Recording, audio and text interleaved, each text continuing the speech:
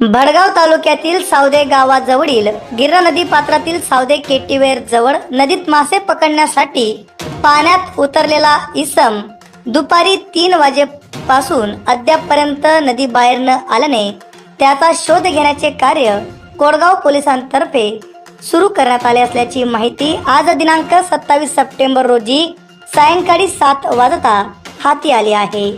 भडगाव तालुक्यातील सावदे गावाजवळील गिरणा नदी पात्रात सावदे केटीवेर जवळ मासे पकडण्यासाठी सदर इसम दुपारी 3 वाजता पाण्यात उतरला असता तो पाण्याबाहेर अद्यापपर्यंत न आल्याने त्याचा शोध घेण्याचे काम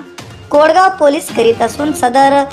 युवराज सोनोने हा इसम भडगाव तालुक्यातील गुळे येथील असून पाण्याचा प्रवाह अचानक वाढल्याने तो बाहेर येऊ शकला नसल्याची चर्चा सुरू आहे। तर त्याचा शोध घेण्याचे कार्य सध्या सुरू असून तो कुठे दिसून आला असता तात्काळ संपर्क साधण्याचे आवाहन पोलिसांतर्फे करण्यात आले आहे।